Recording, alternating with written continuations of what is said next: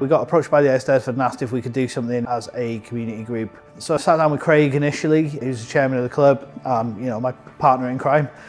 We started throwing ideas around, and the one that we kept coming back to is, there's such a focus on poetry and creativity within the Eisteddfod that maybe creating a poem was the right way to go, really. So the workshop we've done here today is literally getting people just to think about what the club means to them, and it would be different for everyone. So, I discussed with them how my view as the founder of the club was going to be different to, for example, Kentus, who's only going into his second season at the club. And it was really fascinating to see as we were going through the way the club is to everyone and what it represents to everyone, how these common themes come out, whether you're the founder of the club who's been here for 10 years or a guy who's been here for 8 months.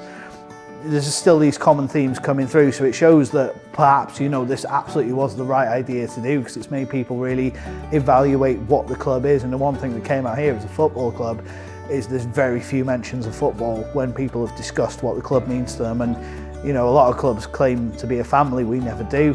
What we can claim is we are a community, and this poem absolutely reflects that.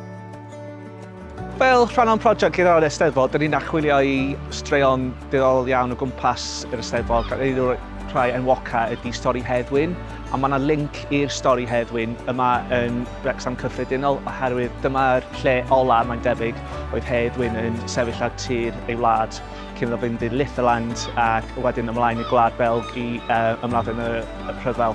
Yn anffodus, ddaru Heddwyn cael ei farw pan oedd o draw fyna, ond ddaru o ennill y cadair yn 1917 yn Eisteddfod Gwneud y cadair ddi enwog. So I'm Eva Rose, I'm a local poet and I'm also a trustee of Bellevue, and I've basically been tasked to curate a poem of the players' voices, their experience of Bellevue and how they feel about the club in terms of the club's ethos and identity. The word community and home comes up a lot, and I think that speaks volumes about the club. It just shows how welcome everybody feels, regardless of their background, where they're from, what language they speak. They have a home at the club and they feel welcome, they feel safe. And a lot of them are stipulated about the confidence that they've developed over time, the passion that they've got to, I guess, play as a team regardless of the result as well. So it's very telling about how beautiful and important the club is for Wrexham in general. When I think of the Eisteddfod, you think of dancing, of rhythm, of drums, of literature, of community, of togetherness.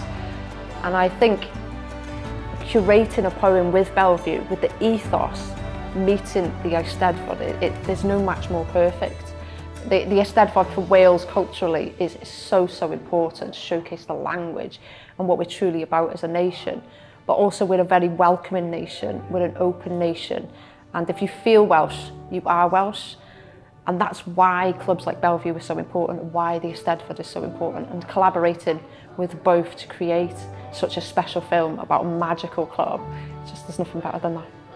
Bellevue FC, I would describe it as a melting point of different nationalities and culture, where there is mutual respect. Players and their families are well respected and encouraged. The environment is so nurturing for the youngsters, and I'm proud to be associated with the club. Bellevue means to me a second family, a group of lads I can trust, an all-inclusion club, which is, for this day and age, is really rare to find. This club's not about winning, it's about taking part in it, being all-inclusive to every single player, making them feel welcome into the country of Wales as a general, and just getting the very best out of them.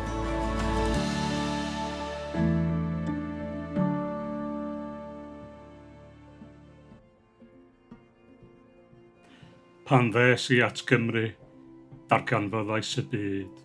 Fy nghartref oedd I gartref, dim mewn dinas na chai, ond yn wynebau rhai a ddyn unwaith dieithr, ac erbyn rwan yn dyn. Mae'n bopeth, a dwi'n dysgu rwan tydi popeth ddim yn air digon mawr I disgrifio be mae'r clwb yn golygu. Dyma le dwi'n mynd I gwrdd â charlonau cyfateb, lle mae fy ngwahaniaethau'n wneud fi'n perthyn, oherwydd dyma lle dwi'n barod yn rhan o mosaic hyd. Doedd dim rhaid I mi geisio ffitio I mewn, rwy'n I ffitio mewn yn barod. A'r hyn sy'n brydferth yw, des I am Bêl-droed, am gadwais gyda mwy na gêm, cefais berthyn, cefais fy lais a fy stori. Mae'r clwb hwn yn dal cryfder anorchfygol un bobl, grym unedig gydag un nod, cymuned wedi ei selio mewn cariad gwydnwch a pharch. Mae'n bot toddi o ddiwylliant a chynhwysiant rhwymol wedi ei blethu a chyfeillgarwch, lle mae'r ifanc a'r hen yn sefyll ysgwydd wrth ysgwydd. Nid chwarae yn unig, da ni'n tyfu ac yn dysgu ac ar adegau ydyn ni'n baglu, ond byth yn sefyll na cwympar'r pennau ein hunain oherwydd nid yw teulu'n eich gadael ar ôl. Y clwb. Mae wedi gwneud i mi gwestiynu popeth roeddwn i'n meddwl fy mod ein wybod, a'r ateb ag efais oedd fi, ni oedd undod oedd e. Mae pob eiliad yn dod â gwersi newydd, lle mae roi eich gorau dim yn datganiad, mae'n guriad calon pob gêm. A waw, da ni'n teimlo'r cyfan, y llawenydd y boen a'r hapusrwydd, pwrpas y frwydr. Felly gallwch chi daflu'r byd ato mi. Dewch â phob storm sydd gennych chi, byddwn ni bob amser yn dychwelyd y flwyddyn nesaf, a'r blynyddoedd sy'n dilyn. Esgidiau di clymu a phwrpas, calonnau di gwnia a gobaith yn barod i redeg eto. A welon oer yn curo ein clistiau, crysau air yn amsugno'r glaw. Ydyn ni'n feiddgar? Falla, ond ond nid yw'r lliw yn gweddi'n dda. Dim jyst perthyn yma'n unig da ni, ni'n adeiladu yma. Ni yw'r goeden a'r greiddiau. Yn ymestyn yn feiddgar yn ddwfn i'r cymuned, gyda'n canghennau yn llydan. Ni yw'r rhad a dyfodd o gyfeillgarwch a syniadau yn dail a wyntoedd etifeddiaeth Wrecsam yn cario i bob cyfeiriad. Ennill, colli neu'n gyfartal, ni'n codi ac yn falch felly, wastad yn ymddangos oherwydd mae hyn i ni yn fwy na chwaraeon. Rhydd, cysylltiad a hanas ydw. Ni yw'r rhaid i ofyn ar dyfodol, yn gwasgaru uchelgais fel dyst gol siwmperi. Diwylliant unigryw, ac ôl troed sy'n unigryw am byth. Un clwb, un bobl, unedig. Ni yw Bellvue FC.